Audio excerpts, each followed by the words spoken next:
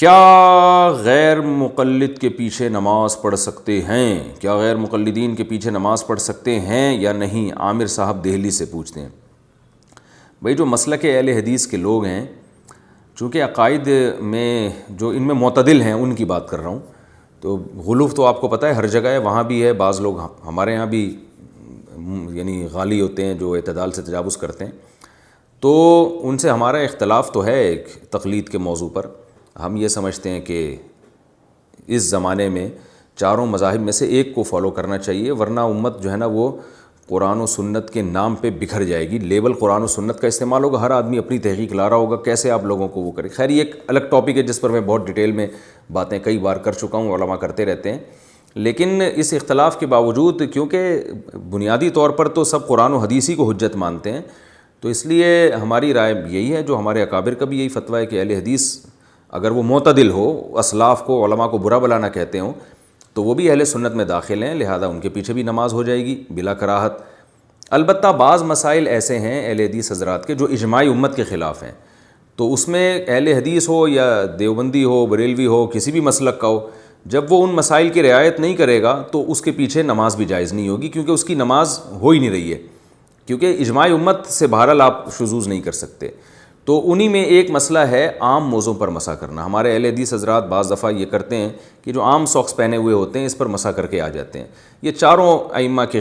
خلاف ہے، نہ امام احمد بن حنبل کا اس پہ فتویٰ ہے، نہ امام شافعی کا، نہ امام مالک کا، نہ امام ابو حنیفہ رحمہم اللہ تعالیٰ کا۔ ان چاروں ائمہ کا فتویٰ اس کے خلاف ہے، اور یہ چاروں قرآن و سنت ہی کے روشنی میں ان کا فتویٰ ہے کہ ایسے موضوع پر مسح نہیں ہوگا۔ اس بارے میں جو حدیث پیش کی جاتی ہے جورب کہ نبی صلی اللہ علیہ وسلم نے جوربین پر مسح کیا ہے، تو جورب عربی میں خفین کو بھی جورب کہا جاتا تھا، تو اس سے یہ والے جورب تو یہ تو صحابہ کے دور میں تھے ہی نہیں، تو اس پر مسح کا جواز کہاں سے نکال لیا ہے؟ تو اب میں بہرحال دلائل کا تو ایک الگ بحث ہے، یہ تو بہت بعد میں فتویٰ ہے۔ سب سے پہلے اس پر 7ویں صدی ہجری میں ابن تیمیہ رحمہ اللہ نے فتویٰ دیا تھا کہ ہر مسح جائز ہے، تو امت نے اس فتوے کو ریجیکٹ کر دیا تھا، نہیں مانا تھا۔ اس کے بعد پھر ہمارے جو سعودی عرب میں بعض سلفی حضرات ہیں ان کی طرف سے یہ فتویٰ آیا، تو چونکہ وہ حکومتی سطح پہ بڑی اونچی پوسٹوں پر تھے تو ان کا فتویٰ دنیا میں پھیل گیا، لیکن بڑے بڑے محدثین کا یہ فتویٰ نہیں ہے۔ امام احمد بن حنبل تو امام بخاری کے استاذ ہیں، وہ تو حدیثوں کو ہم آج کے لوگوں سے کروڑا گنا زیادہ سمجھتے تھے، انہوں نے اس کے جواز کا قول نہیں کیا۔ تو آپ خود سوچیں، اتنے بڑے بڑے ائمہ ایک طرف، اور ٹھیک ہے یہ سعودیہ کے علماء ہمارے لیے قابل احترام ہیں، لیکن پوری امت کے مقابلے میں 2-4 عالم کی رائے کو، اس میں چند علماء ہی ہیں جو اس رائے کا فتویٰ دیا۔ انہوں نے ایک علامہ ناصر الالبانی رحمہ اللہ تھے، ایک شیخ بن باز تھے، ایک شیخ صالح العثیمین تھے، یہ 2-4 اور حضرات ہوں گے جو یعنی ان علماء کی بات کر رہا ہوں جو بڑے مؤثر اور جو مضبوط علم بھی رکھتے تھے، تو ان میں سے چند ہی ہیں، باقی لاکھوں علماء ایک طرف ہیں جو اس کو جائز نہیں سمجھتے۔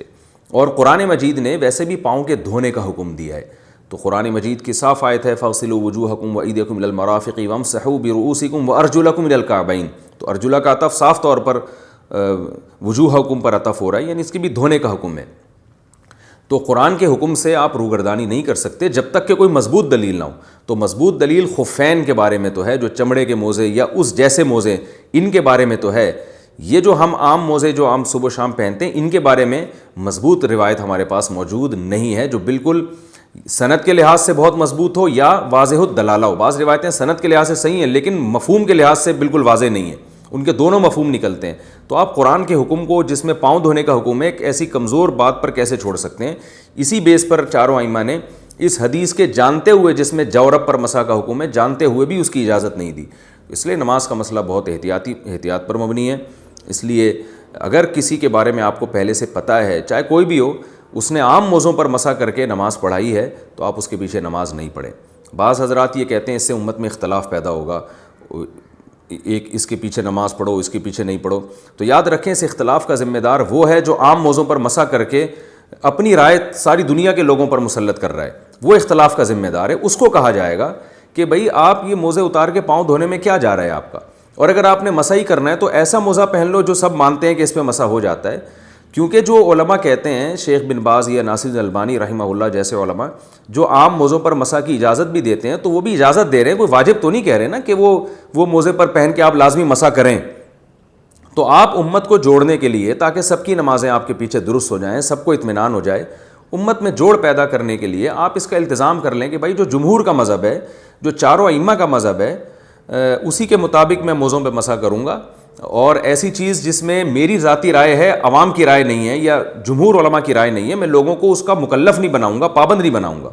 تو ائمہ حضرات چاہے وہ اہل حدیث علماء ہوں یا سلفی علماء ہوں یا کسی بھی مسلک سے ان کا تعلق ہو، ان سے بھی ہماری گزارش ہے کہ اگرچہ آپ کی رائے یہ ہے کہ عام موضوع پہ مسح ہو جاتا ہے تو یہ، لیکن جمہور کی رائے نہیں ہے بہرحال یہ، تو آپ عام لوگوں کو کنفیوژن میں ڈالنے کے لیے یا مسجد میں 2 جماعتیں ہوں یا کچھ لوگ آپ کے پیچھے نماز پڑھیں کچھ نہیں پڑھیں، اس ٹینشن سے بچنے کے لیے، امت کو جوڑنے کے لیے بہتر نہیں ہے کہ آپ اپنی ذات کی حد تک تو اس پر عمل کر لیں اگر آپ سمجھتے ہیں، لیکن جب آپ نماز پڑھائیں تو کم از کم اس بات کا اہتمام کر لیں کہ امت میں جوڑ پیدا کرنے کے لیے آپ عام موضوع پہ مسح نہ کریں، آپ چمڑوں کے موضوع پہ کر لیں یا ان موضوع پہ جن پر چاروں ائمہ کا اتفاق ہو، یا کم از کم چاروں میں سے کسی ایک کی رائے تو ہو نا وہ۔ تو قرآن و سنت کی ایسی تشریح کرنا، جو ٹھیک ہے آپ جیسی تشریح کریں لیکن اس تشریح کو مسلط تو نہیں کیا جا سکتا نا دوسروں کے اوپر۔ تو جوڑ پیدا کرنے کے لیے نبی صلی اللہ علیہ وسلم نے کتنا اہتمام کیا کہ بیت اللہ کی،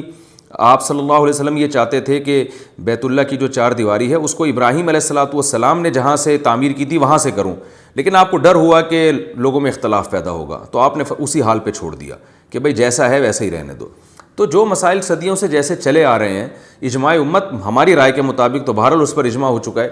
ہو سکتا ہے آپ اس سے اختلاف کریں لیکن جمہور تو بہرحال اس پہ جمع ہو گئے ہیں، تو اب ان میں چھیڑ چھاڑ کرنا، عوام کو کنفیوز کرنا، اس سے امت میں ایک دراڑ پیدا ہوتی ہے، اختلاف پیدا ہوتا ہے۔ تو اس لیے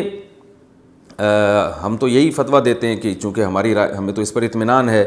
تو عام موضوع پر مسح اگر کوئی شخص کر کے نماز پڑھاتا ہے، آپ کو پہلے سے پتہ ہو، تو آپ اس کے پیچھے نماز نہیں پڑھ سکتے، کیونکہ بہرحال قرآن نے پاؤں دھونے کا حکم دیا اور احادیث میں خفین کا تذکرہ ملتا ہے۔ جو جورب والی روایت ہے اس میں دونوں قسم کے احتمالات ہیں کہ اس سے خف مراد ہے یا عام موزے مراد ہیں، اور عام موزے مراد نہ ہونے کی مضبوط دلیل یہ کہ یہ تھے ہی نہیں صحابہ کے دور میں، اس میں تو پانی ویسے ہی چلا جاتا ہے، آپ تو موزے پہن کے پاؤں دھو سکتے ہو اس میں بڑے آرام سے۔ تو اس لیے اگر کسی نے اپنی رائے پر عمل کرنا بھی ہے تو اپنی ذات کی حد تک وہ کرے، امام کو چاہیے بہرحال